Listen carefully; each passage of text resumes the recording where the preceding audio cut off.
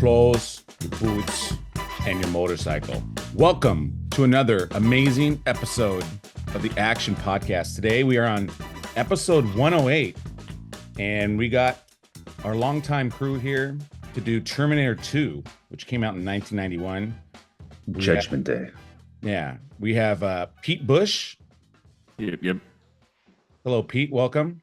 Welcome. We have Jake Fenske to our bottom left here. Hasta la vista, baby. There you go. And of course, we got Pete Dog Escarcega to my bottom right. How you doing, Pete? Chill out, dickwad. Nice. And today we're doing the classic 1990s sci-fi Terminator 2, which, for those not familiar, is a sequel to The Terminator. And this is, of course, directed by James Cameron, written by James Cameron, who also wrote Rambo First Blood Part 2. Did you guys know that? I heard. Yes. Yeah, Yes. I never knew There that. were rumors. I learned that like in the last There were rumors about that he wrote that. couple podcasts. He also wrote Piranha 2. I don't know if you guys have seen that one, but that was a big, Amazing. And his writing partner, William Wisher, who wrote the original Terminator, also wrote Judge Dredd and The 13th Warrior. This, of course, stars Arnold Schwarzenegger, Linda Hamilton, Edward Furlong, and Robert Patrick as the T-1000. And 13th Warrior is awesome. yeah, that one's solid. And the soundtrack's Yeah, good. an executive producer of Point Break. Oh, there you go. But yeah, this film is, I almost kind of forgot how impactful this film was. And when we were trying to figure out what podcast to do again, and someone had mentioned this one, and then just kind of redoing some of the research on it. I've always loved this film, so that was never in question, but like how impactful this film was and its importance, especially with our age group, but really, obviously, I think this is the one that really made the franchise, and this film specifically transformed it into a more bankable franchise. I think they've made 1, 2, 3 more after this one, maybe 4. I think there's like 6 total now. Yeah, but I don't Oh, think let's count. They don't have numbers anymore, so it's hard to count. Yeah. And Yeah. nobody there's cares. There's Genesis, Dark Fate. Like nobody gives a shit. There was a Terminator 3. Yeah. But this was really one of the first films where CGI looked good, at least in my memory. This is one of the first film where CGI really elevated a film to like another level. And even watching it again, and it's still, they might have remastered it a little bit, but it's still a lot of the original CGI stuff. And what they were able to do back then, this is just a daunting film because of how well they made this villain along with the CGI. Now, obviously, it's much easier, but back then, we've never seen stuff like this, and it was just absolutely revolutionary.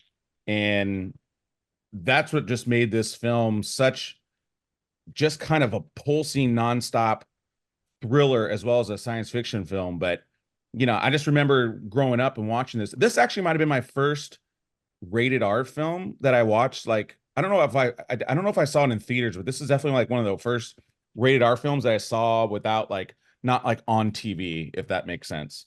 But I remember this was like one of the first ones that I saw. But I just remember just being terrified, like, how in the world are they gonna defeat this guy? Because every time they try and come at him, he does something else we hadn't seen before. And whether it's he goes against the wall and he just like transforms and reverses again, or he gets shot with a bazooka and his head splits open and then it comes back. You're just like, how do you stop this guy? How do you stop this guy? And so I think that adds to some of the brilliance of this film.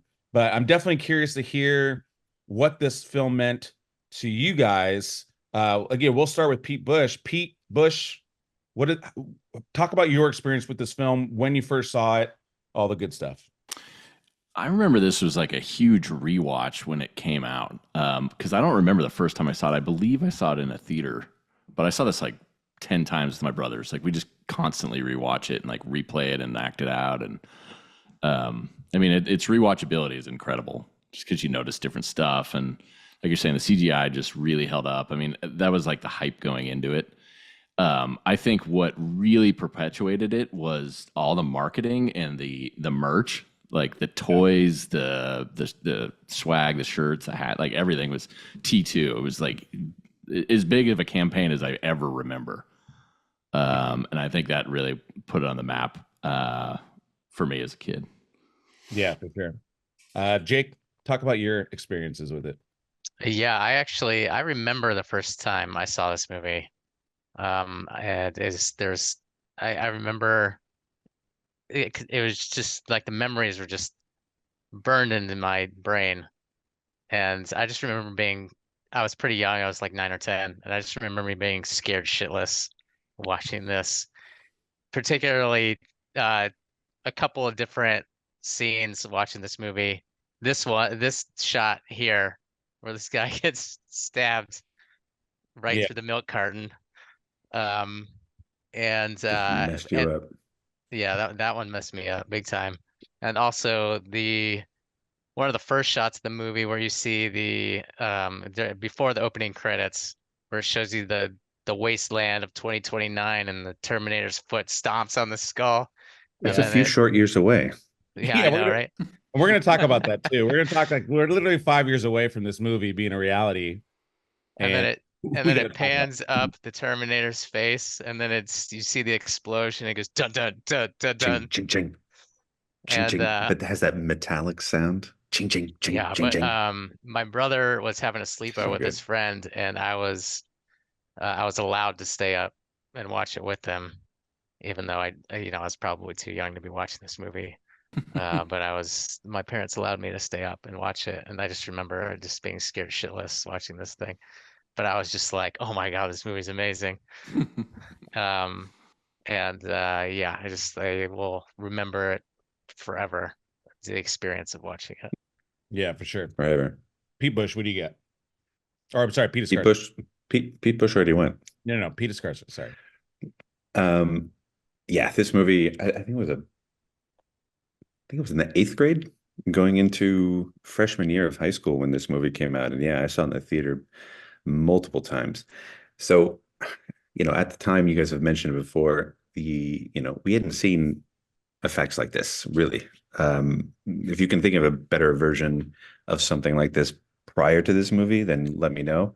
But it was groundbreaking, and but there were still so many practical effects as well. There were still a lot of practical stunts and explosions that really just made it. It didn't look cheesy. And James Cameron's sort of kind of known from this, going back to like The Abyss.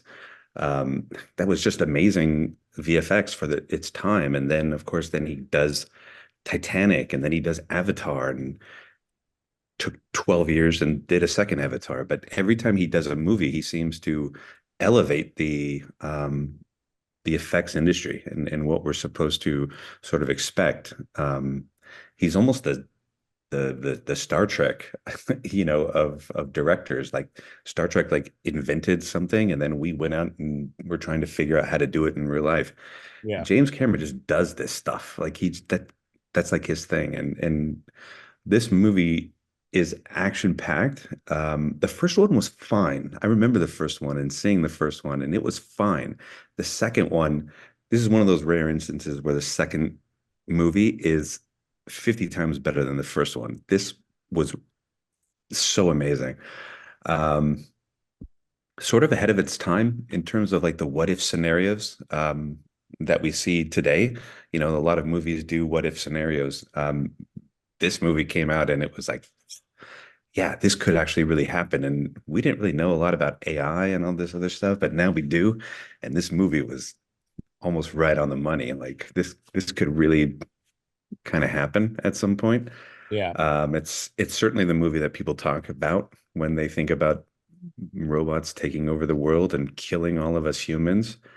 But everything from Arnold just being chiseled and clean, unlike the first one, and just ripped, and he looked like a perfect specimen, to the music, the score, but also Guns N' Roses. Like that Guns N' Roses song, "You Could Be Mine," just became an instant workout song that you put in your rotation. There were just so many things about this movie that was just fantastic. And I remember loving every second of it, and it was a staple in our family forever. Yeah, I think I mean you're getting in the beginning of the era where they created a song for the soundtrack, right? Like the late 80s, early 90s are like the heyday of soundtracks where it's like this song is going to be like Karate Kid obviously did it. There's a few songs there, but the artists weren't as big as like this one. Like I remember it being the big deal. Like Guns N' Roses has a new track and it's on the Terminator 2 soundtrack. Like I remember that, and I remember buying the single and all that good stuff. And I just remember it being like such a big deal. And this would just again kind of like Armageddon did it with Aerosmith. Are you saying that Joe Bean Esposito wasn't a huge star prior Yeah. to Karate Yeah. Kid? Yeah. Or what's the Jake? What's the one from Transformers, the movie that you love? It's like Joe Battle or something like that, right? Joe Battle. What's the Transformers song? You always used Uh, to play it. You and Pete would always play it. So, I know we're so going to have to Google that. I mean, the whole soundtrack is good. But, uh, Vince DiCola. no, it's a It's song. DiCola. Lion? White Lion. White Lion, eh? The Touch, Stan Bush. Oh, Stan Bush. Yeah. Sorry. Yeah. Brother of Pete Bush. Yeah, exactly. Distant. But yeah, I just remember that it just like again like that being like such a big deal, and then but yeah, this was just like I said a game changer that kind of really took it to another level. So I'm excited to get more into it. This is not prepared, but I want to hear your feelings because Pete kind of brought it up a little bit, and I did want to talk about it. But there's several movies in the 80s, Uh-oh. 90s that talk about the future. And we have Back to the Future 2, which happened a few years ago, right? Was it 2015 or 2015? Yeah. And obviously, like there was flying spacecrafts and holograms and all that stuff that weren't really perfected at that time. And obviously, it's a way different future than what our reality is today. And Terminator 2, obviously, that's 5 years from now. And they're shooting with only lasers. Nobody has bullets. There's cyborgs fighting each other, which I don't think we're that close to that. And then even just like in the ships are all different and all that good stuff. But would you consider us as failures as a society because we did not hit any of our goals in terms of what the movies thought we should be or we should be at? No, I mean, there's plenty of movies where we have succeeded in making it come true. Like Enemy of the State, like that's a movie where that's very possible and is probably happening all the time. War Games No, is that's already possible. Yeah, Enemy of the State was the classic. War Games is a classic example of what could happen in the future. I don't think I understand your question. Yeah, well, I mean, those two though aren't like they weren't depicting the future, right? That was just pure fiction in present time, Sure. right? Like this was like a massive leap forward. I But guess it was such an apocalyptic future. That's what I think they really missed the mark. I don't see that as the future at all. yeah. Are you disappointed that none of this stuff has happened? That robots aren't killing us right now? That the bomb didn't drop? No, Yeah, no, like what are you?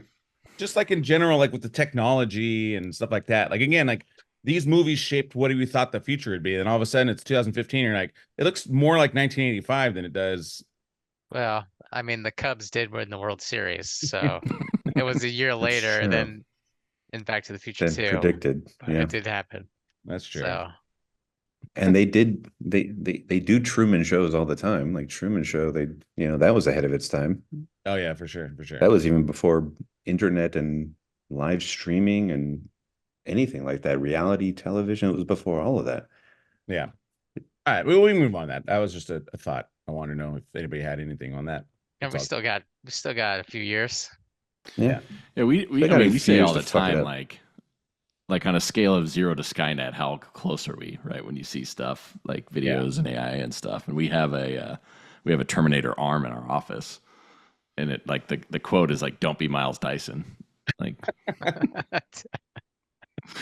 Awesome. so I mean, you're people, as long as they're mindful of it. I mean, it definitely painted a future we don't want. It did, Yeah. it No. did that.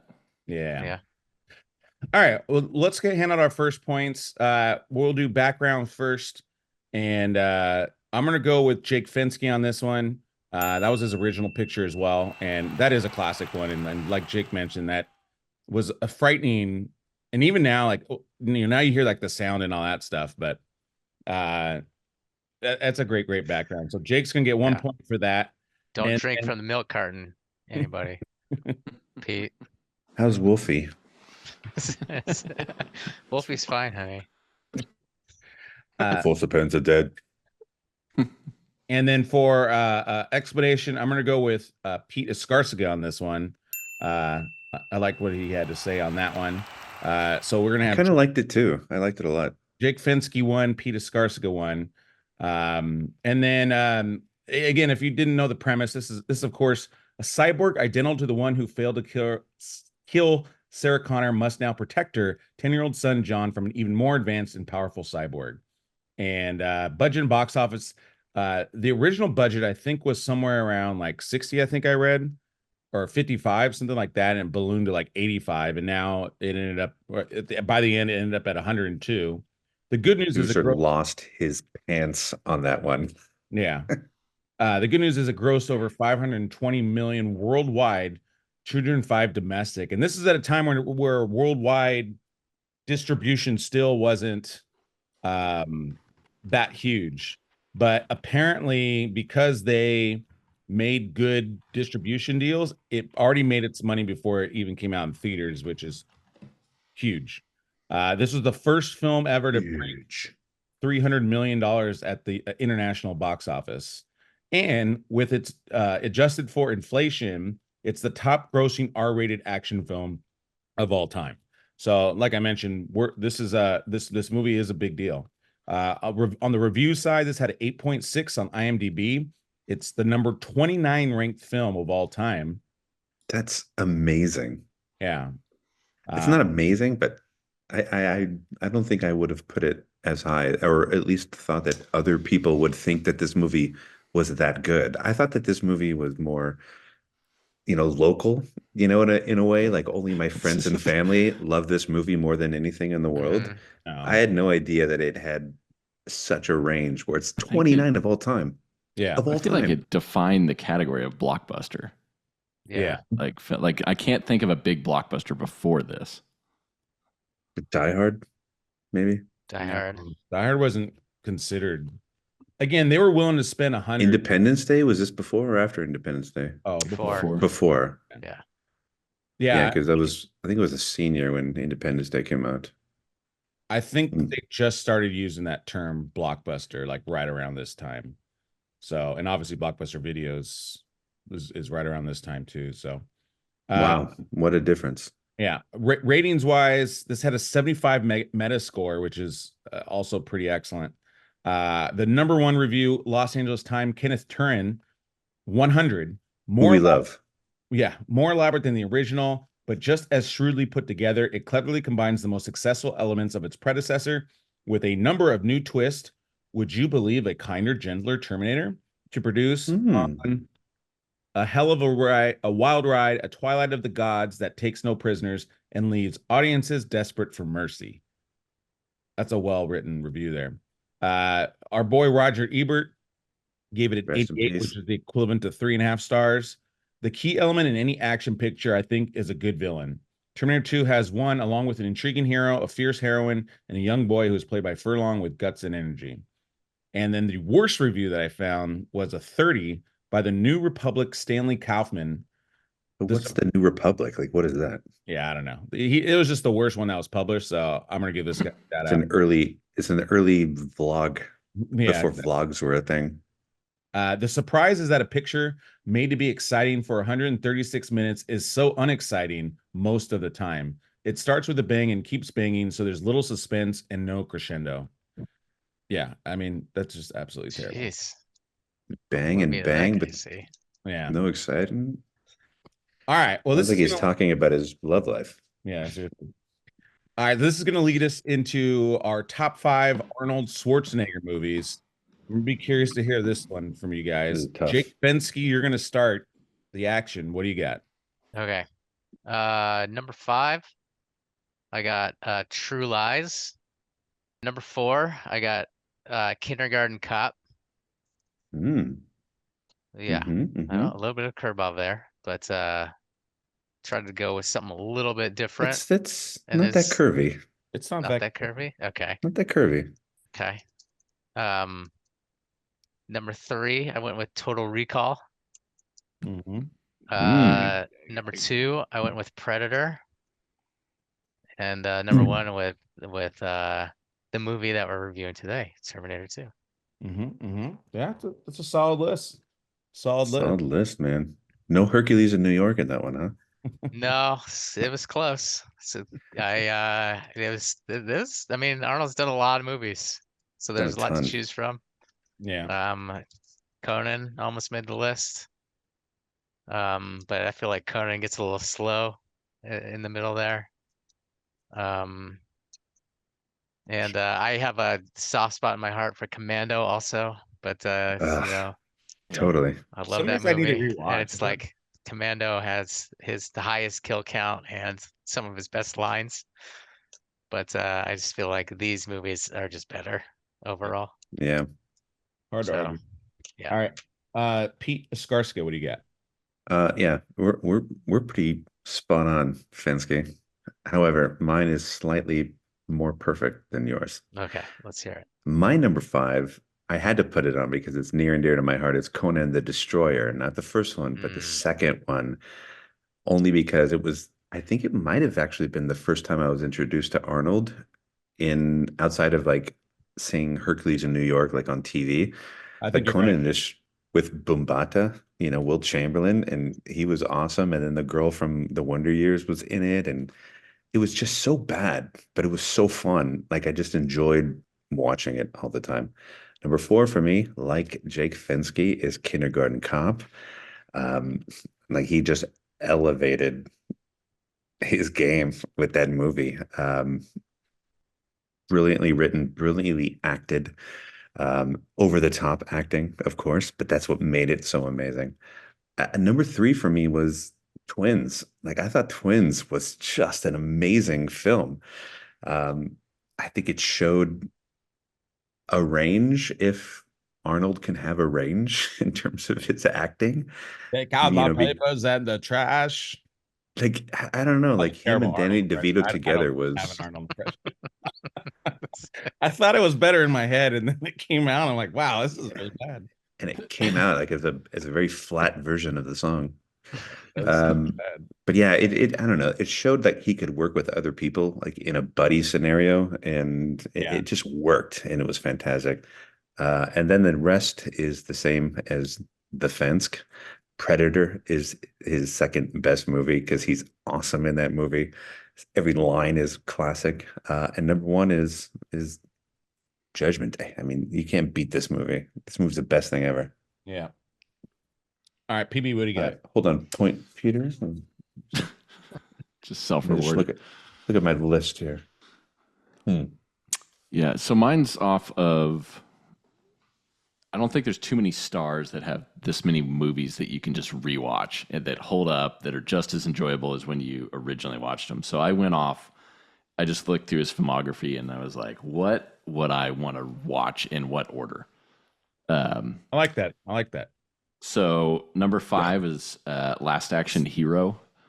I enjoy the hell out of it. I think it was such a cool concept to like go into an action movie and then bring the stars into the real world, and like they can get hurt. Like they just had fun with the concept. I don't know. I like original action movies, and I think that it showed you something you hadn't seen before. And he was like, at the time, was like the classic action hero. So it just like played up. He was like perfectly cast for that. For Kindergarten Cop, it just as a comedy, I think it definitely showed a different side. We all had it at number 4, right on. Yeah, it's so good. I just watched it literally like 2 months ago. It's so good. Yeah. It's just fun, and I had a crush on his love interest. She was hot, so LP. put it up for me. Really? Number 3, Commando. It's just, Glamour? it's so fun. Like, my favorite scene in Commando is when he crashes into the tree and they cut like way too fast, and he like gets out of the car and like a beat. Like, it's just way too fast, but he's amazing. And then when he tears up the mall, like, so good. And then my top 2 are the same. Predator. It just rewatch. You could rewatch that from any moment in time. And T2. It's so good. So Yeah, that's my list. It's Man, interesting how Junior? consistent we were. Nobody put Junior on the list, huh? Interesting. Get out of here with your Junior. mine's similar. I just hadn't seen some of those movies that you have. It's crazy that so far, I'm sorry, Paul, to interrupt, but it's crazy that nobody's put anything recent. Like, these are all classic movies. Well, don't forget, Expendables was fun, but it's not better than his classics. and he wasn't in No. that much. I mean, he was not the star. But my number 5 was True Lies. Yeah, kind of like Pete. I kind of like what would I rather watch, and like that one kind of stood up to me. But even that one, I kind of need to see again. There's a few of these I need to watch again. Like Kindergarten Cop, I see more than some of these other ones. I got to branch out a little bit. 4, kind of like the same reason Pete wrote about, but Conan the Destroyer. You know, I won't. There's a lot of other films I would love to put above it, but I've seen Conan the Destroyer like a million times. That was on one of our VHS tapes, just getting used. Like, that one got a lot of PTs. that one's more personal, but I kind of agree. Like, I wouldn't necessarily say it's better, if that makes sense. 3, I've got Twins.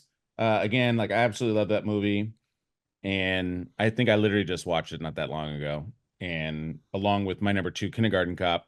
I tend to like these movies more, especially I think they aged well because it's just a different side of Arnold Schwarzenegger, and it's like you don't have to kind of compare the action or anything versus like the humor. I love the humor, and this is, you know, that side I really enjoyed Arnold with. And yeah, of course, number 1, T2.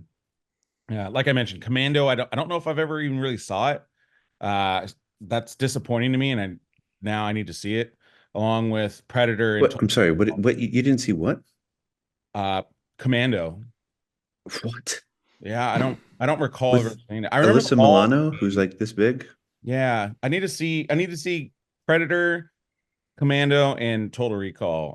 That's when we really fell in love with her. Really? Yeah, it's I don't think disappointing. I ever Total saw Recall you never Twins saw? or Put it this way, I wouldn't vote for my list either, so I understand how disappointing it is. I could have just Total Recall has 3 boobs in it.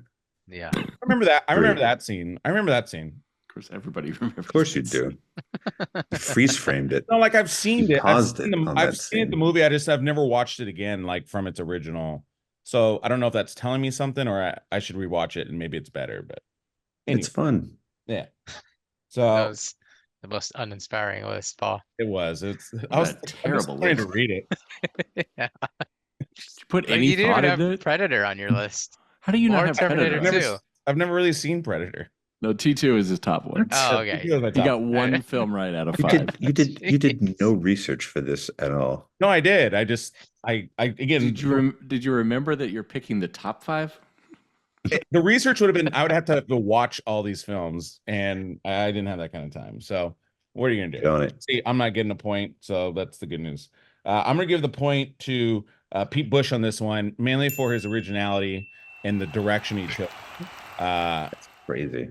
Well, you guys had similar, so it kind of what separates his list That's for crazy. towards. So again, I like where Pete's head was at in terms of the direction, and so good job. So we've got 111. He's always got a good head, that Pete Busch. Yeah, we got it I all went right up. third. So. PB, Jake, and Pete Escarcega all have 1, and now we'll head into the Oscar goes to, and this can go to a cast or crew member who performed the best.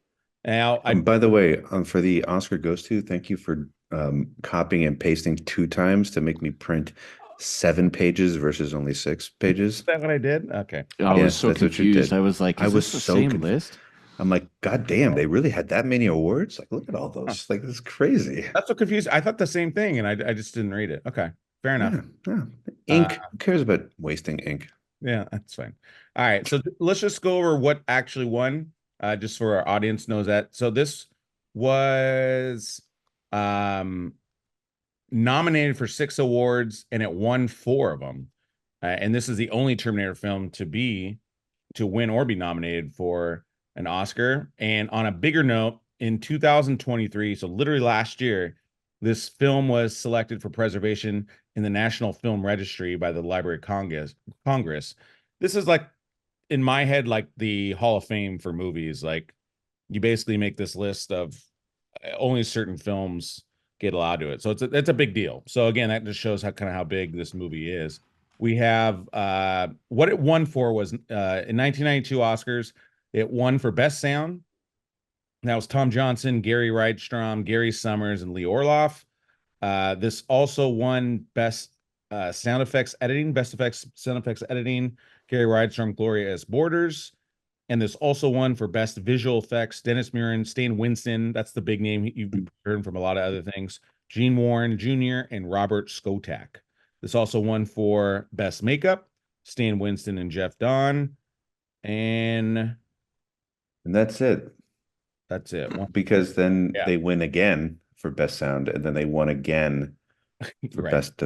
Thank you, Pete. But this got nominated for Best Cinematography, Adam Greenberg, and this also got nominated for Best Film Editing, Conrad Buff the Fourth, Mark Goldblatt, and Richard A. Harris. So with that, people, Pete Escarcega, you're going to start on this one. Who got the Oscar for you? The Oscar for me won it in real life. It's Best Visual Effects. I mean, there was nobody that could touch this movie at the time. It wasn't like they did things that were like the next step up in the advancement of VFX. Like, they did things that were just you've never seen before, and we'll talk about those later on in like our favorite scenes, etc. So I won't get into it too much, but things happened in this movie where your mind was literally blown, and you're like, I've never seen that before, and everyone else better step up their game like real fast, because if they don't, I mean, they're all going to be, the way of the dodo. Yeah, like that's the best thing ever. The effects actually had purpose. Some days people, like today, they'll do it because you can. 90% of the movie. But it's not necessarily leading the narrative or things like that. Whereas this like defined the character in a way, and added to the impossibility that this character was, and really what a challenge, especially Arnold's limitations. It was just like old versus new, and that kind of classic battle. So yeah. Pete Busch, what do you got? So I was thinking about Best Score, but I was looking up what else got nominated, and that was up against Beauty and the Beast, which I can't say it's better than that in terms of film history. But I'm going to go with... was a tale as old as time, that one. It is. Actor in a supporting role for Robert Patrick. And because, like, the role in itself, I don't think the CGI holds up without his acting job, right? Because he had to play a robot, and he didn't know what the CGI looked like at the time. Like, they didn't have any, maybe some concept art, but like he had to like visualize how all those scenes are going to come together. Yeah. And I think that like his performance was seamless with the effects. But he just played like a stone cold killer. Like when you see it, what he's playing as a character, like that character is stronger than Arnold is. I don't know. It was a powerful performance that you were scared of him, right? I mean, he was a really good villain. Yeah. But yeah. And I looked at like what was nominated. The dude from City Slickers won that year. So he should. Daniel Stern? No, Jack Palance. Jack Palance won. That was the one Bishop won, I think. Yeah, so that's pretty piss poor. So I feel like he could have been in the running. Yeah. And Jack Palance ate bacon every day and died because of it. Yeah, like I read somewhere where Robert Patrick, he got in such ridiculous shape so that he could run and chase down the car, but still look so robotic. And so like that's, kind of to Pete's point, it just the preparation level that he took. Whereas maybe a lot of people wouldn't necessarily have done that route, but he did it, and it plays so well because I mean I remember always kind of trying to mimic how he runs like as a joke, and it's really difficult, and then I, so to put yourself in that kind of shape to do that, that's impressive. I Jake, always tried to mimic how Linda Hamilton just sort of like pranced down the hallway after she beat yeah, up that orderly. yeah. Jake, what do you got? Yeah, I was also gonna say visual effects because I mean the it's what makes this movie. But I think that the cool thing about the visual effects, and I was rewatching this in preparation of the podcast. I was rewatching the movie, and the thing that was standing out to me is as you're watching the movie, you're watching these two Terminators just basically they're just shooting at each other for like 2 hours, right? And you're like, why do they keep shooting at each other? It's not doing anything. But then you realize that um, every time that Arnold is shooting at the T-1000, he's affecting it in a different way. So they're basically creating a different effect to the T-1000, and so they're creating a different model of effect to the T-1000 like every time. Mm-hmm. Which I think is really cool, right? So they have like you have in your background, they have the donut version. They have, in Paul's The split background, they have apart like the version. abyss kind of version. Yeah. They have like in the psych ward, they have like he does like the floor kind of Damn. thing. I think Jake just And won then the they point. have like when when The elevator Arnold's opener. yeah, the one when he's fighting it in the the metal the iron forge at the very end. Yeah. There's a bunch of different versions, right? Like they really go to town on him. Like he does it is they animate it even more. So he really ramps up towards the end of the movie. Yeah. And then So there's they really build up the story of how the T-1000 can really manipulate him. And then my favorite one is at the end where he really turns into like this alien looking thing where he's like, and then he makes sounds and stuff too. Yeah, it's yeah. So nailed it. uh, yeah, there's a really cool if you look at Stan Winston's way, he's got like a school now, and if you look at Stan Winston's website, he's got a cool picture of him modeling that the very end pose of the T-1000 in that kind of alien looking Oh one wow. where he's like looking down like this. The whole thing is just mind blowing for the time. And the way they could have easily just done this thing where he goes, they just redo the same poses over and over and over again, but they didn't. They really went to town on Yeah. really trying to make this Yeah, thing look that's James fucking Cameron for you. cool. Like he just Um, doesn't pull any punches. He just puts his effort into every shot, just like you're saying. Like there's a purpose for it in each yeah, one. There's a buildup. There's a story with those effects too. Yeah. yeah. Oh, and Damn, where stupid he's like Jake. going through the bars in the psych ward, Yeah, and they the really bar slow it scene was down. so good. Oh my God, yeah, Yeah. But So then good. the metal doesn't like it's cool. His It's gun just doesn't. cool. Yeah, Little touch, little touch. yeah, yeah. Yeah. Even when he gets the pipe stuck through the side and goes, whoop, it takes it right Yeah. out. It's the Yeah. Yeah, artist. Yeah, it's they really focus on the artistry of it. Yeah.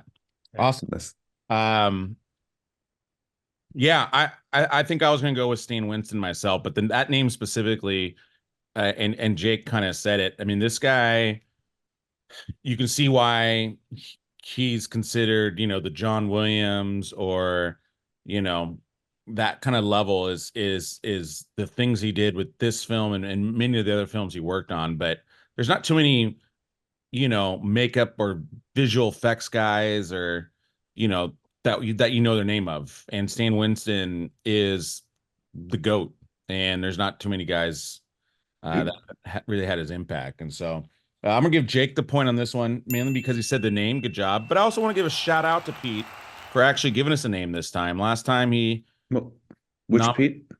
Pete Busch. Oh, Remember he last? said Robert Patrick. No, no. Well, no, he said something else. He had researched something else and then gave another name. I just want to say that I really liked Arnold Schwarzenegger in this movie. So I also misunderstood this question. I always try to give somebody an Oscar that was deserving that they didn't get. So I didn't even put any of the ones they actually won in my head. No, that's okay. I mean, Pete, that's fine. It's just Pete, sometimes you were actually winning than Jake. Oh, I agree with Yeah. that. Jake's explanation. no, Jake's crushed. dominant. Pete But Busch I was second actually for going to give you sure. the point because I liked your explanation of why Robert Patrick. So you did a good job, dude. You did a good job. Because my Honorary answer point. was good. You Yeah. stepped it up and did something original, which was better. And then Jake just came in and just leveled us Yeah. with his Yeah. wonder and beauty. It's because he watched the movie. Yeah. I like So did I. for this movie by God damn watching it. it. That's good, Jake. All right, Jake. All right, don't get Yeah. cocky. Bonus So point. we have Jake 2, Pete Busch 1, Pete 1 as well. So this next category is not going to be, we're not going to do points for it because there's nothing to do. But this is to get me the R award for different casting. So I'll just kind of go over a couple notes. Michael Biehn was the first choice for the role of the T-1000. So they basically would do kind of a swapping thing, but they said that'd be too confusing for viewers. So apparently we're not smart enough to handle that one. And then Billy Idol for some reason was gonna be part of it, but then he got in a bike accident. Denzel That would have been a disaster. Yeah. Yeah, that sounds terrible. Denzel Washington turned down the role for Miles Bennett Dyson. All he does is look scared and sweat, so he didn't really want that role. Although, if you watch the extended version, did any of you guys watch the extended versions, or have you only seen like the original? I remember seeing the extended version. Okay, so there's a little bit more like character development. I mean, I agree with the decisions for all those scenes to be cut because it just would make it too long. But I like it I like it as a separate version, not. And James Cameron's not known for making an extra long movie. Yeah, exactly. So I feel like the role would have been bigger if he kept it in all that stuff, but I get why Denzel said that. It makes sense. Film debut of Edward Furlong. He was basically, she kind of like just found him in a search. And then the lead singer of a heavy metal band Wasp was also considered for the role of the T-1000. But so again, not a lot of cast. Obviously, this was a sequel, so you already knew, Linda Hamilton already had a role. I thought Robert Patrick was good. I thought, yeah, I think he's sort of. It's easy to look past him, but I think he's the perfect foil for Arnold because he's, you wouldn't think of him as a villain, but he's Right. but I think he's good in this part because he's clean cut. He's gonna blend in. Yeah. He's almost petite. Yeah, but that's sort of what this role is supposed to be. He's not supposed to be like the big threatening Terminator robot that was in the first movie. Yeah. He's supposed to be the leaner, sleeker, faster, better version of it. Almost doesn't matter. The T-1000. Yeah, it almost doesn't matter what his physique or anything is because he's made out of liquid and you can't really do anything whether you're as big as Arnold or can be anything. if you're the Hulk. Yeah. But only things that he touches that are alive. He can't become vacuum cleaner. Yeah. For example. All right, let's move on to the next category. It's Not Your Fault. So the original setting of this one is most powerful thing to get you emotional. I don't think anything really necessarily gets you sad, but it's just, you can either give kind of emotional film or like if there was just a scene that, like kind of had like, like where it kind of just creates a reaction to it. You can do either or. Again, it's more about just kind of impactful scene, I guess. So we're going to back up to Pete Busch on this one. Yeah, I think the whole chase down the LA River is just get you going. It's just so awesome because it's like practical too, right? Like the semi gets cut in half and then like the T-1000 still driving this thing and then it crashes into the bridge, and they're on the motorcycle shooting backwards. And then like they ride off and then coming out of the flame is the T-1000. Like nothing's going to stop this thing. Like that scene I remember like, holy shit, like what are they going to do to stop this thing? Like it can't be stopped, you know. And that's like right at the end. I feel like at the end of the second act, because you're just like, how's this thing going to end, right? You're like, because But there's we not hadn't. like That's he literally explodes. That's like the beginning of the second act.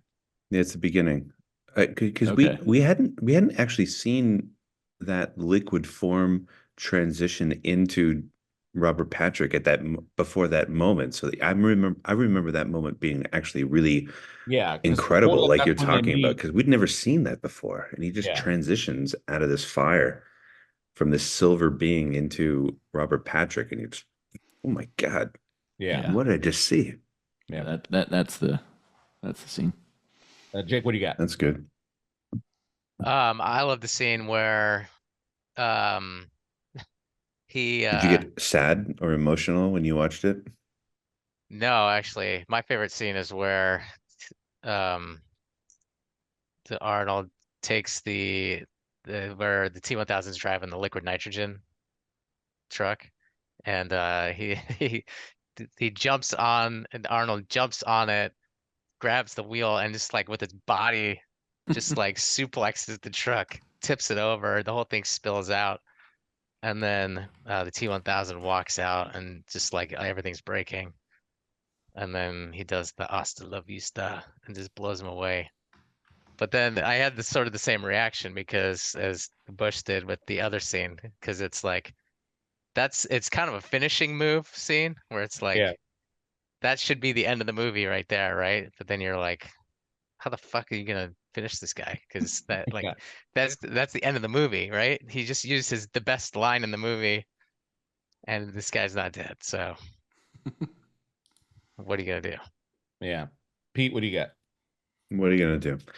Um, yeah, this is one of those tough categories in a movie where it just doesn't apply. Um, I mean, the nuclear explosion dream was pretty jarring, when it happened. Um,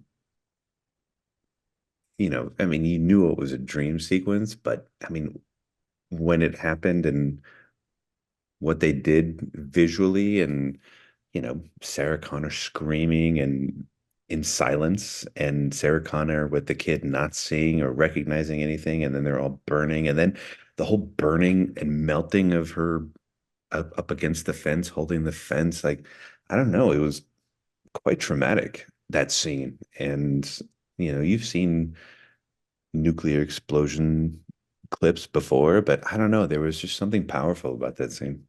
I didn't get emotional or sad when I No, no, no, totally. watched it, but I mean, it was the most impactful in terms of like what could happen. Yeah, there's I read somewhere where they did such a good job, like even like the National Atomic Society was like that's the best rendition of And of which I'm a member. yeah, exactly. Don't forget the calls next Thursday, guys.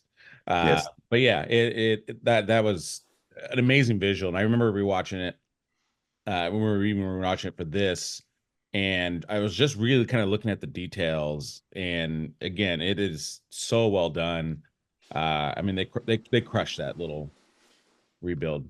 Um, for me, I kind of have like a weird piece. Obviously, these scenes kind of a lot of them blend together, but just kind of a moment in a scene. But it's definitely it's at the mental hospital, and she's trying to escape, and out of the elevator comes Arnold, and then obviously she's having the kind of her PTSD moment, and that kind of freaks her out, and then you know, they kind of chase after her, but then all of a sudden on the other side, then comes the T-1000, and then comes the gate or the cell, and he just walks through it, and kind of how Jake's saying, you're just like, oh shit, like how in the world are they gonna get away from this guy? And that obviously leads to a whole nother chase, and even then leads to Jake's scene. But just that moment when he walks through was just kind of an absolute mind blown, because I don't think anybody even remotely thought that that's what was going to happen. So that was a Did big you get emotional and sad I during that did. I sequence? was both Yeah. emotional and sad, yeah. Okay, good. um, All right, for this one, I'm gonna give Jake the point. I actually kind of really like what Jake said there. What? We all did a good job. It's honestly, I didn't really care about the scene because I kind of agree with you. This isn't the best for it, so it's really all just like the explanation. And Jake had a really good explanation. All right, next You are crushing, Jake. it's 3-1-1, so anybody's ball game. P-Push, we got a rally, dude. Yeah, we're getting Put on our rally smoked. caps here. We're getting rocked. Next, we have Ma the Meatloaf. Scene that makes you laugh or feel good. This is just kind of be your funniest moment, in the movie, because I think there's a lot of, again, kind of funnier. I'm so gonna win this one. Well, I think the good news is, I'm second. yeah, I think Jake started on this one, right? Yeah, Okay. Jake starts. Don't you dare pick mine. Okay, I'll try not to. So the scene I picked was when John and the Terminator are in the car, and John is teaching him all the new lingo, right? So if you think about the scene, right, the whole movie is about the Terminator is about it. Terminator 2 is really about this Terminator's making amends for the last Terminator, right? He's trying to protect John this time, whereas the last Terminator was trying to kill everything, right? Yeah. Sarah. And this Terminator is trying to protect John and Sarah, and he's trying to make amends for everything the last Terminator did. And in that, John is trying to teach him how to be more human, and with that, John is trying to teach him all this language, this new language, and so he's he's going through all the jargon and the slang, and it's just funny. It's It's it's so good. early 90s, chill out dickwad, hasta la vista baby, that stuff. Got to put. And the thing I love about this scene though is the they this the what makes this so great is the stuff that, if you go look at all of Arnold's other movies, right? He has one-liners that he says that just come out of nowhere. It's stick around, let off some steam, Bennett. It's just There's a shit that bomb he in just there. says. Get to the chopper. It's just shit that he says that's in the Close the script, door. right? There's a bomb in there.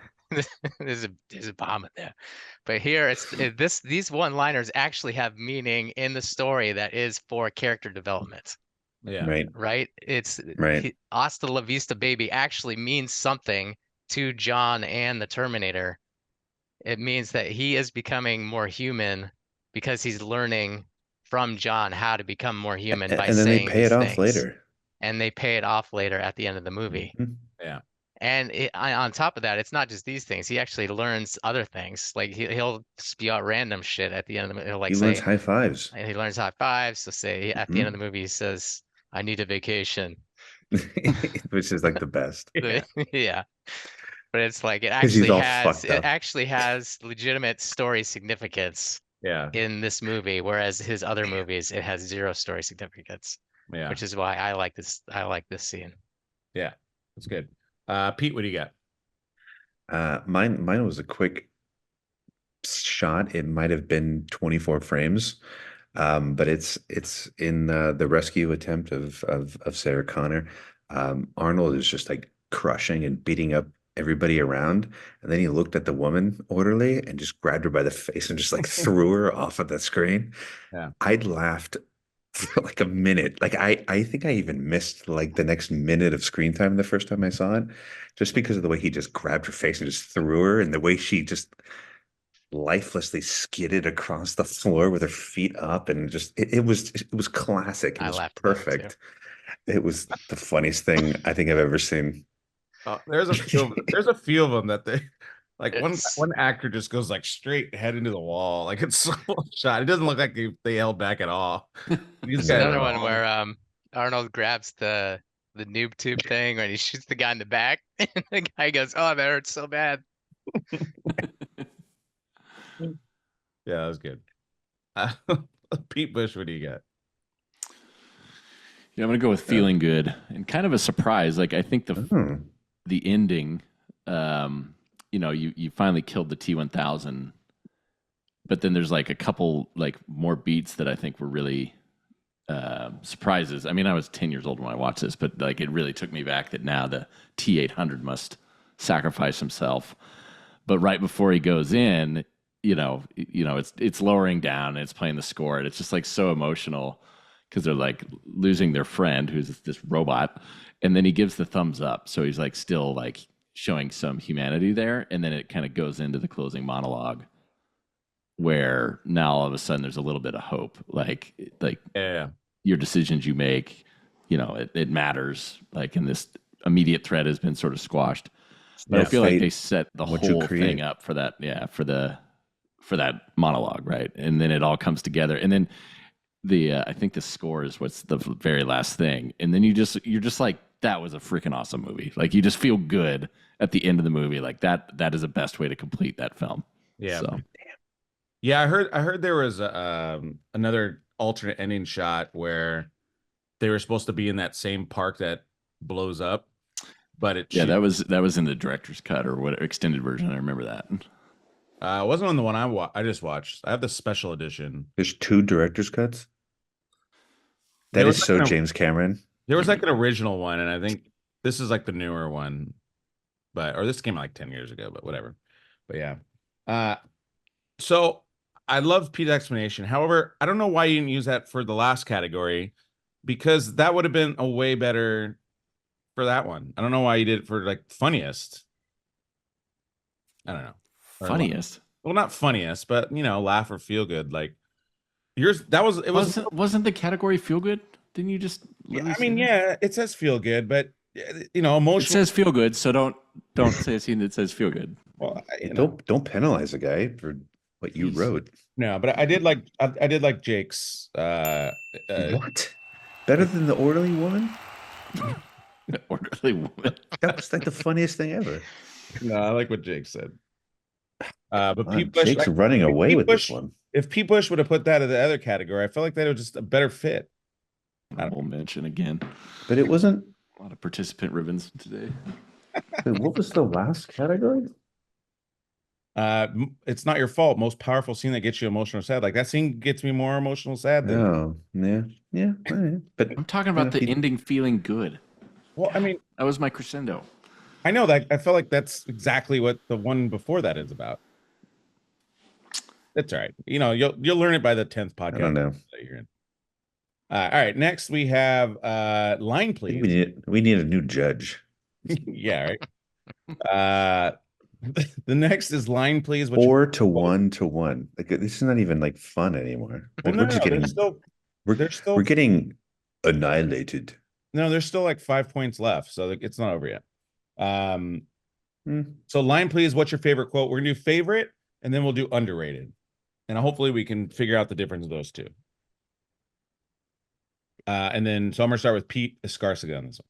I knew you were gonna do. I mean the line that just made me laugh more than anything. You guys already said it, just because of the circumstance behind it. Was him going, I need a vacation. Like he was just like completely obliterated. And even him trying to like stand up and being helped up at the same time, like he couldn't even do that. Yeah. And the line was delivered so dry, but it was perfect. It was a perfect line. I need a vacation. That was my favorite line. And I with these line please ones, I never do like the obvious ones. That one just stuck with me. Yeah. And we use it all the time. Everyone uses it. Yeah. Okay. And then Pete Busch, what do you got? Best line, come with me if you want to live. I feel like I quoted that throughout the 90s. Just so good. And underrated, like when he's getting chased by when they're getting chased. Hold off on underrated just in case Jake says it, and then we'll circle back. You already said that. All right. Do Snake. Me to Pete to Jake. That's to fine. Jake to Pete and me. Okay. Well, Jake has to do his first round, so With Oh, Jake the Snake. and then he'll do his underwhelming. That's fine. Yeah. And then he'll do it, and then we'll go back to Yeah, Pete, and then to me, I guess. Yeah, that's fine. Yeah, my best quote is, I mean, I had to go with "Hasta la vista, baby." I was trying to find a better quote or like something like less like I mean, it's the most important quote in the movie. But and for reasons I've previously stated. In court. So yeah, it's yep, there you And go. what's your underrated? My underrated, it was actually "Come with me if you want to live." Because I've quoted that quote like a gazillion times also. Nice. Come with me if you want to live. And for no particular reason either. Just randomly. Jake or Pete, what do you got? Busch. Yeah, so when they're getting chased by the liquid nitrogen truck and they're in that like shitty like handyman's truck. What a premise. And when they're getting chased by that liquid nitrogen truck. And it slams into the back and the kid's like, "Hey, you got to go faster." And Arnold just says like deadpan, "This is the vehicle's top speed." Like we quoted that we quoted that all the time. But it's on none of the lists that I was looking up. So I think it's just underrated. He just says it so matter of fact, like he's got the hammer down and it's going as fast as it possibly can, but it's like 55, it's just getting blown up. Nice. All right. Pete Escarcega, what do you have? I have one that is actually two separate lines from one character, and then there's like another line that I could go with. But we need your point. Like we gotta gain on Jake. Jake's up by a field goal right now. Yeah, seriously. I mean, underrated line, something that we always used was, after he's Terminator, that doesn't even narrow it down. When Arnold is, holding on to Edward Furlong and he's like, "Let me go." And he's like, he drops him. He's like, "Why'd you do that?" He goes, "Because you told me to." And we use that one every time somebody asked, well, why did you do that? Or what's it? Because you told me to. Like it was the classic line that we used all the time. Yeah, for sure. Yeah, I agree with Pete on that one. So I'm gonna give Pete Escarcega the point for underrated. And then I'll give Pete Busch the point for number one because I also use that one. Catching up, Jake. Better watch yourself. Come with me if you want to live. Like, I can't even tell you. Okay. Because I don't really can I say my other ones? Because they're so funny. Yeah, go for it.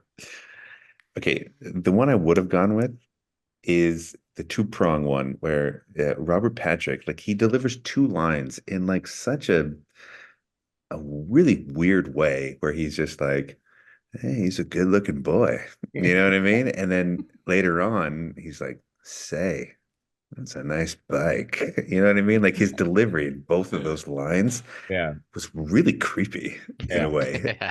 Yeah. Like he's a creepy cop.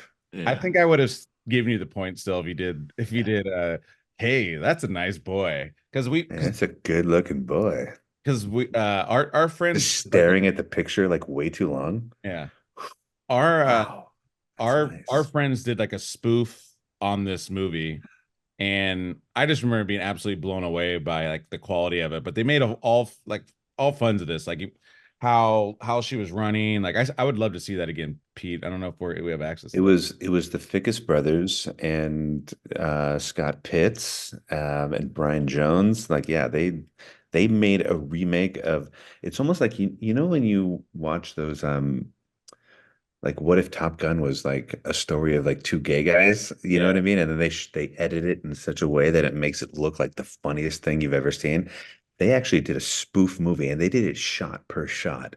And it's one of the funniest things I think I've ever seen in my life. Yeah. Ever. It's so good. Super good. The dude that plays Linda Hamilton, almost like Monty Python style, like he's a dude, but the way he prances down that hallway after he hits that orderly with the stick, oh my God, it's amazing. Yeah. And the kid that plays Todd, he just over exaggerates everything that he says. It's not my mom. Dad. Yeah, It's just so the good. best. It's so good. Shout out to those guys, man. They're Yeah. so good. All right. So our scoreboard right now: Jake 4, Pete Busch 2, Pete Escarcega 2, and we still Coming have back. 1, 2, or no, just 1, 2, 3 more. Next we have Great Shot. Do you guys want to do both a favorite and an underrated shot, or you just want to do one? Let's just do the best shot. All right, best shot. Your favorite shot. Oh, I Oh, have. okay. Or not. Or not. Easy. Easy, Jake. Okay, so What? Let's do both. Yeah, we'll do let's do both. both. Okay, All right, we'll do both. we'll do the same thing. We'll Fine. do the snake method. The leader wants to do two Pete, shots. is Pete Escarcega up? Or no, you were just up, weren't you? No, I did the first one on the last one, so it's Busch. Okay, so it's a Busch, and then we're snaking Busch, Jake, Yeah. Pete, Pete, Jake, Busch. All right, Always so got to end with some Busch. there you go. Pete Busch, you're up. Yeah, I'm going to go with every visual effects shot of the T1000. Stop Mostly it. You can't do because that. You can't do that. no, listen to the explanation. Hold on.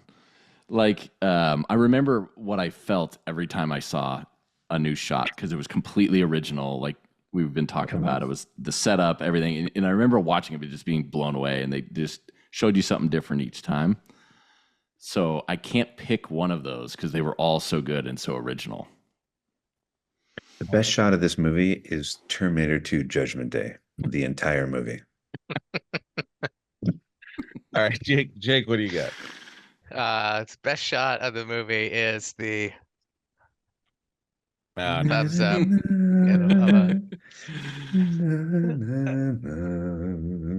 Dude, he just that's he just finished his mission, man. Yeah, He's everything's all good. He's just trying to show John it's all good, man. yeah, for sure. His mission's accomplished. It's nothing more to worry about. There you go. Pete Mm. Escarcega, what do you have? My favorite shot was something that I'd never seen before, and it was groundbreaking. Is when Arnold rips off his arm, and there's just like a metal arm under there, and there's blood on the metal, and it's just like it Yeah. looked seamless, it looked real, and it's just like, oh my God, like, how could you do that? I don't even know how you can even do that. I still don't know how you can do that, and I'm in that industry. You know what I mean? Like it's just crazy. It just blew my mind. Yeah. That's the best shot of the movie. Yeah. Oh, among 1,000 other shots, to Pete's point. But you make me pick one instead of I'm picking not picking. the whole movie. All right. And then pick your underrated. My underrated. One of my favorite shots of the film is when Arnold's pulling out the shotgun and the roses come out and the roses are falling slowly, and that little sequence where he just pulls the gun out of the rose box was it wasn't major. It was just a nice little touch to a scene. It could have gone, he could have just pulled it out of his jacket, but instead he pulls it out of a rose box and the roses go flying and he steps on the roses later. Yeah, I thought it was a great little touch. Yeah. Jake, what do you got? I think I just got 2 points. I think I just tied up Jake right now.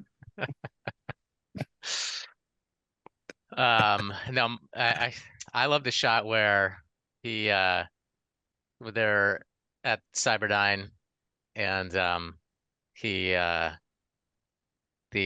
the police just gas him and John and Sarah, and then the shot does this like a push into him, and he goes, "Stay here."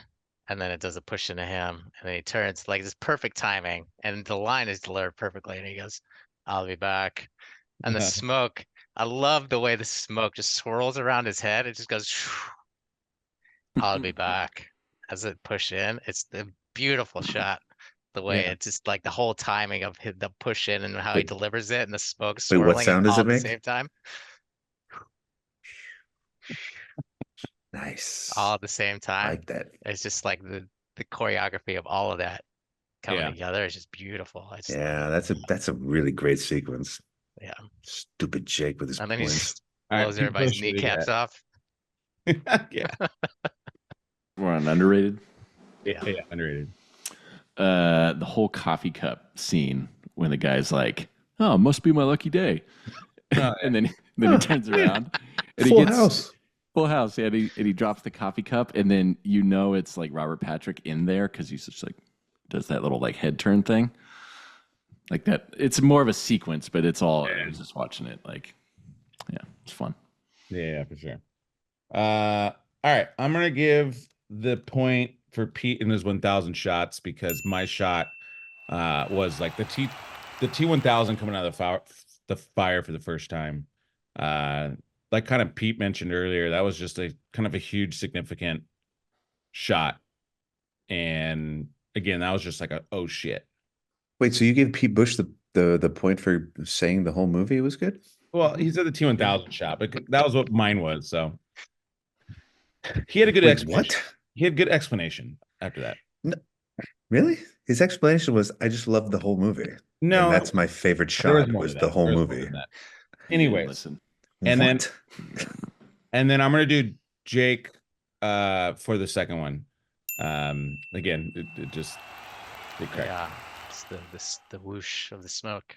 Yeah, the whoosh. The And it was really whoosh of the smoke. really your description of the shot too was really good. All right, You gotta be joking me. I have Bring a it. film question for you guys. so I have guys, is Quick. it 3-5-2? Yes. Quick film question for you guys. Yeah. Do you know what the first movie was that did the gun and the rose box thing? Scarface. The original Scarface, right? No. Whatever Godfather? movie it was, I enjoyed that entire movie, and it's my favorite scene. Bugsy. No. It was called The Killing. It's 1956 Stanley Kubrick movie. Oh, Oh, yeah, I yeah. didn't know that. I didn't know that. I just Yeah. saw that one. Yeah. Oh, you know, I think I did talk about that. This scene is very similar. Yeah. Yeah. It's a heist movie. It's really good if you haven't seen it. Yeah. Let's just give Jake a point for that one too, because I mean he's crushing today. Like he's so bitter. Hey, no, I'm being serious. fun fact, that was actually part of our Paul's old ass movie classics. You can check that out. But we watched that with Stanley Kubrick, The Killing. I believe that was I episode. was being totally serious, by the way, because like I Yeah. didn't even know that. That Man, goes I don't really need to great get extra information. points right now. I want to keep it. Hey, we don't just review movies here. We teach. That's right. That's right. It's an educational program. That's right. All right. Next, we have director's chair. There's another point because Pete mentioned it in this one, but that was I would have Pete who? the point if you did Pete Busch. On the scene that makes you laugh or feel good. It's definitely like the fighting scene because like Pete talked about it. He's like, "Don't kill anybody." He's like, "Okay." And what he does is punish probably worse than death. Like all of them have like the worst injuries I've ever seen on camera. Like their all knees are just buckling and he shoots a rocket in the guy's back. Yeah. That's It's like good. Saving Private Ryan, the opening sequence when they That guy storm the has the beach. funniest reaction to me. It's kind of Yeah. like what Pete was saying. Where Yeah. he shoots that guy in the back with the Yeah. rocket grenade. He's like, "Oh, it hurts so bad." Yeah. But like everyone just gets so messed up and it's almost it would have been better off if we would have shot him and killed him because the pain they're all Yeah. about to have is like the worst pain. And then even the helicopter guy, he's like, jump out. And he's like 4 stories high. Like, okay. And he just jumps out of the helicopter with no reason. That one cracked me up. All right. Next, we have director's chair. What would you change about the film? And Pete Escarcega, you're going to start with this one. Right? Maybe. I don't know. I think that's right. Yeah. I mean, I have an overwhelming thought, but I do love a certain scene that I would have changed because it doesn't match with, well, no. I'm going with Edward Furlong. He should not have been in this movie, and I thought that he was horrible. I didn't like him even when I first saw it, and I'd like him even less now when I rewatch it and try to enjoy this movie. Like there's just I don't know, there's just something about him. Like it just makes me angry. Like I don't like seeing him on screen. I don't and this is nothing personal against Edward Furlong as a person, But this character, like, I don't know, like it just didn't fit with this movie. Like I would have recasted him. I would have found somebody different. Like he doesn't come across like he's the leader of the resistance No, that's going to and I save get us. it. There has to be a build to like, oh, I was here, but now I'm the leader of the world. But I don't know. I just didn't think that his performance matched the level of this entire movie. Like I thought Edward Furlong was the thing that made this movie a 9.9 instead of a 10. Yeah. Yeah, like I heard there was a lot of issues because he was going through puberty, because I think he was 13 at the time. Yeah, every 2 seconds his voice is cracking. But he's saying that was a big issue. So apparently his voice changed over the course of the movie because this is a 8-month movie or something like that. So and then now it makes sense when I watch it. There's a lot of lines where it's just like, man, that line just didn't sound that smooth. And now you realize the ADR. Miles Dyson, she's gonna blow him away. Yeah. But It's like, shut up. Like, most just stop talking. I wish he was Rambo, First Blood, where they just like cut out all his dialogue and he just sat there the whole time. Just be quiet. Stop talking. there you go. All right, Pete Busch, what do you got? Yeah, I mean, I would say Edward Furlong as well, but for the sake of something else, like Linda Hamilton is never. I don't know. I felt like they could have done something different. They'd taken a different angle where I don't know, different casting where somebody that I didn't see her as the mom of like John Connor. Like it just didn't buy it. And I know they had to carry her over from the original, but I didn't ever think she was that tough. Who would you have recasted instead of That's why I don't have like because I was going to go the Edward Furlong route. like a Diane Lane? Something like Just something different. I remember watching it and didn't think she was tough, but she didn't bother me near as much as Edward Furlong. Like I'm with you. That just seemed Edward like Furlong just it didn't seem to blew. fit. It's like you made James Cameron. You like made it good decision after good decision, and how did you get to that? Yeah, you crushed everything, but then that was your knight in Seemed kind of. shining armor. It just seemed forced. Like it was like someone else, like his sister's kid or something. You know, like it felt like that kind of casting. But he had to. He's trying to hook up. He with the had to mom. like cast him, or else he was gonna like they're I'm gonna like starting to release kid. photos about him. You know, they found him in like an arcade, you know, like in Yeah. Pasadena. Like it's just like, oh, well, that's why he sucks. All right, Yeah, Jake, those what do you got? Pasadena kids. Yeah, it's funny. I actually had, I had the same reaction as both you guys to both those characters. Uh, um, Wow, first. It's like one of the best movies ever, but we hate like two of the main I characters. know. I was thinking that. I was like, that's awful. But they, like Yeah. in no other scenario has this ever happened. I know. Yeah. But I also feel like her, but for a little bit different. Well, Edward Furlong is just kind of annoying in his role, but also Linda Hamilton's character just doesn't have. It just doesn't have a lot going on in the movie. She's just pissed Yeah, she's just pissed and the whole scared, time. and It's just, yeah. yeah. But for this question, I was actually gonna go a different route. I feel like for being a time travel movie, it's not really there's not really about there's not enough about time travel. I feel Right. like there could have been more in the story um to help solve because the T-1000 he's so like dominant and like indestructible. I feel like maybe a solution there to beating the T-1000 could have ended up being something about time travel. Like so if you for instance if you That's the other part um we failed on in society. Well, that ticking time clock, them destroying the hand and the chip and stuff like yeah that. Like, I think you're right because there was no, like, it was just part of the story. There didn't really feel like there was a ton of weight attached to it. Like, if we destroy this, then the T-1000 will never happen again. You know what I mean? Like, it was more about protecting John than it was about destroying this technology in order to avoid all of this stuff in the future. So, yeah, you're right. that's exactly where I Man, was going. Jake is crushing this episode. If you make the solve of the movie destroying the hand and the chip to get rid of the T-1000, I feel like maybe you put a little. It's Damn, point yeah. Jake. I don't know. Time travel is always risky because if you destroyed it, like, would you have been in that place? Like, would you have rewritten the past? Well, that But they were in the Yeah. past during the movie. Yeah.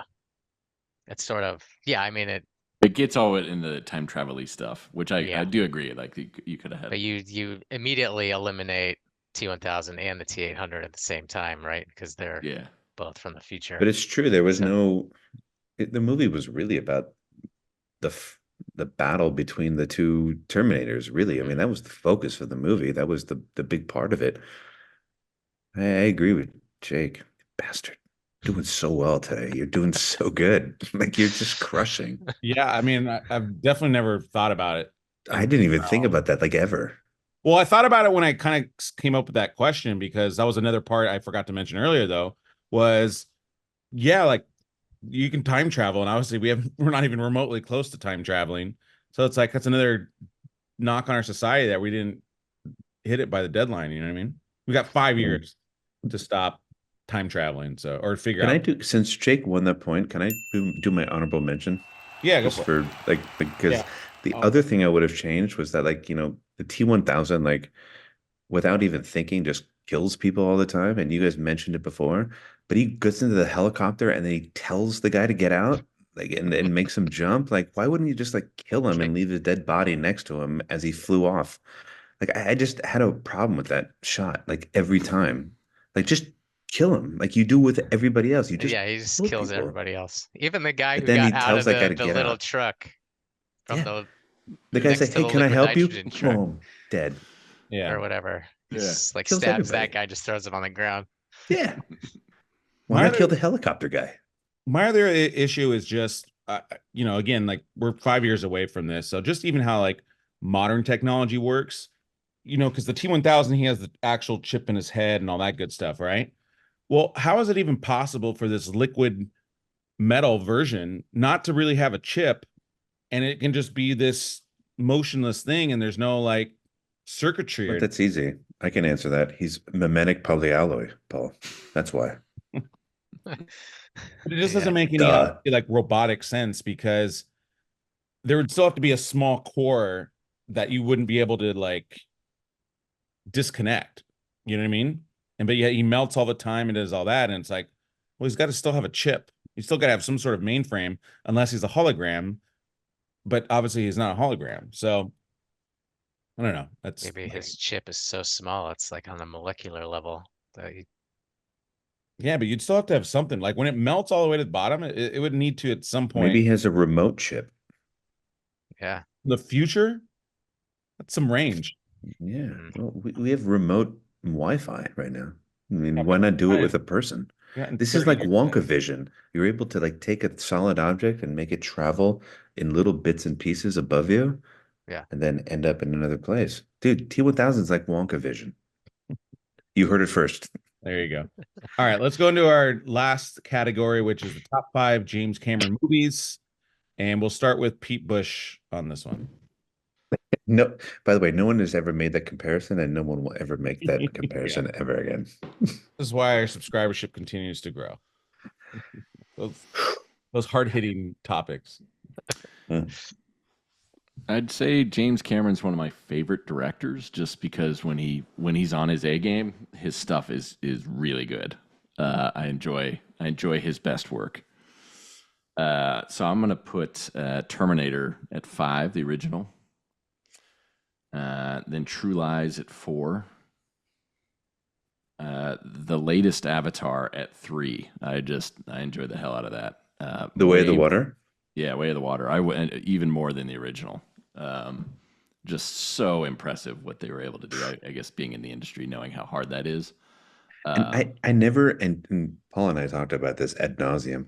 I anticipated a movie like hating it more than any other movie in history, and I enjoyed the It was heck out so of it. good. It was so It was good. really good.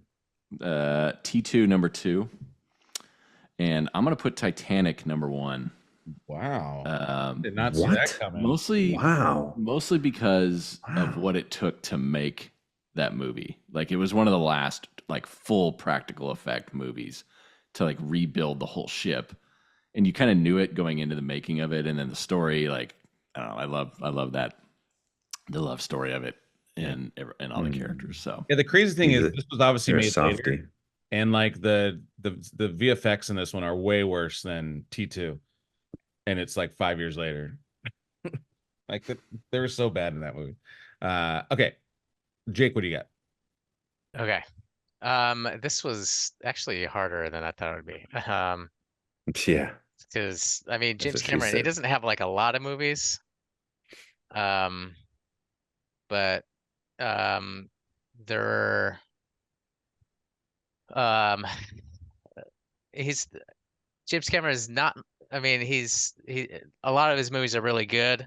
Um, he's not my favorite director. But I think um he does a really good job of. I mean, we've said it a lot in this particular podcast. I think he pays a lot of attention to the artistry of the movie. And in some cases, he can really nail a movie. And in some cases, in my opinion, he can some of the movies are not super rewatchable to me. So um, but so it's kind of hard to Like list. Piranha 2 Uh, is just not so and so rewatchable at all. yeah. Um, so it's hard making a list for me. But I will.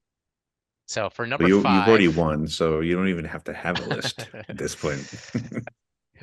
so for number five, I put um, Avatar: Way of the Water. It kind of represents both avatars for me. But for the reasons I feel like for its um, the way for what it brought to the VFX community. The motion capture of the underwater shots, they had over 1,000 water shots in it. They had to create like a whole new water simulation package just for that movie. The motion capture system, like just all the stuff they had to do to create that movie is just ridiculous. Insane. But that being said, I mean, 12 years to make a movie, and I don't think Come I on. will ever watch it again. To me, it makes it. I'm putting it at number five, just for what it brought to the VFX community. Um, I I think is good enough, but I don't think I can ever watch it again. Um, Number four, True Lies. I love that movie. I think it's just like ridiculously watchable. Love Arnold and Right. Jamie Lee Curtis. And With like the to me, it boobs. says a lot that you can watch a movie like True Lies a million times and it outranks a movie like Avatar: Way of the Water to me. Isn't that crazy? Number three is Aliens. Um, Number Hmm. two, on my list, the first Terminator. Uh, just because was I feel like it kind of I feel like it doesn't get the respect that it does just because Terminator 2 was such a good movie. Yeah. Terminator 1 was actually a really good movie. Even though it was kind of before um the big visual effects boom. But there's some really good stuff in that movie, and it was a good story, and it created the franchise. Yeah, Um, it's really good. so and then of course number one, Terminator 2. And you will not find Titanic on my list, because I do not like that movie at all. Um, All right. You're so unromantic. yeah. Pete, what do you got? I have romance, Paul. I'm about to lay it on you right now. Number five, you have to just give props to the reason why we know Arnold Schwarzenegger today, the original Terminator. Um, and that's the only reason why I put it on there. Number four, Avatar slash Way of the Water. Like, you can't make a movie like Avatar, the original, with that amazing amount of, I mean, we talked about it before, like what James Cameron brings to a film and what he does to the visual effects world. What he did with Avatar, the first one, was incredible, and then the second one was just like, oh my God, I want to hate this movie and I can't. Number three, just because of it's like number 2 or 3 or 5 or whatever, Titanic. How could that not be on your list? Whether you are a romance person or not, that the movie was a gigantic movie. It was a juggernaut. Um, he doesn't ever have to work ever again because of Titanic, and yet he continues to take 3 decades to make another movie, but doesn't matter. He doesn't have to. Number two, I'm surprised that nobody put this on The Abyss. The Abyss was like one of the best movies I ever saw growing up. That movie was so claustrophobic, and like even the sequence, like when the water's rushing up, and the only thing that saves Ed Harris is the ring, and like, oh my God, like, I was nervous and tense, and I wanted to cry through the whole movie because I thought I was going to die. That's my worst nightmare, is being in a submarine and it starts leaking. Like, oh my God, like I don't even know what I would do. And he captured that sort of fear that I have of dying in a submarine Yeah. perfectly. And visually, it was just, and the story itself was amazing. It was a great movie. And number one, of course, is T2, because that's like the best shit ever. Yeah. Nobody had The Abyss No, for real? I see the problem with The Abyss is Yeah, what's the problem with The Abyss, Jake? no, I thought about The Abyss, but I just don't remember it that well. Yeah, I'm with Jake. I watched it. Go I remember rewatch liking it. Just watch it one I more just time. rewatched it again, and yeah, Just rewatch it. It's I remember amazing. liking it when I watched it. It's just been so long, I don't remember it that well. Like Ed Harris, like saying goodbye to everybody at the bottom of a ravine under the water. Oh, it's crushing. Like, oh, I've felt so bad. All right, so my list, I have number 5, Aliens, number 4, True Lies, number 3, Titanic, number 2, Abyss, and number 1, T2. So I'm gonna give the point to Pete Escarcega on that one. Pete Busch, you and I tied, I think. Abyss. Just because of this.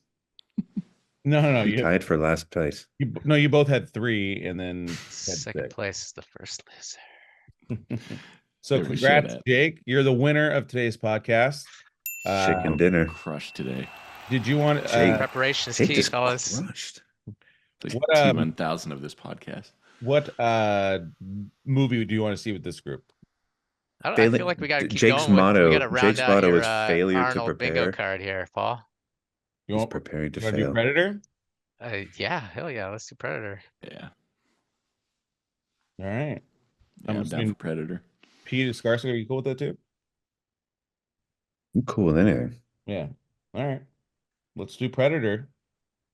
Listen, when you put up a performance like Jake just put up right now, how can you argue? Yeah. Well, I remember seeing Predator too. I just never saw Predator. But I'm gonna watch again. I'll watch. Wait, what? What'd you say? You've never seen Predator? Never ever? I mean, I think I've seen some. Oh my goodness! And he will be the judge. I'm excited for you. Yeah. That can't be good. So that can't be good at all. Have a good watch on it. So I'm excited. But thank you guys for joining me. Appreciate Pete Busch, Jake Fenske, Peter Escarcega. Thank you all for joining us. What's the matter, Paul? The CIA got you pushing too many pencils? And please make sure you like, share, and subscribe. Again, check out some of the other podcasts that we've been with. So good. We've done Die Hard, Karate Kid, Back to the Future, among the few that we have. So check those out. Rocky 4, which just came out as well. Yes. And then definitely check out our other podcasts, Paul's Old Ass Movie Classics, where you can watch The Killing from Stanley Kubrick. That's the purpose of those, is to check out movies that you don't necessarily see, but they're a big part of American film culture. And with that, that's going to be a cut. Thanks, guys.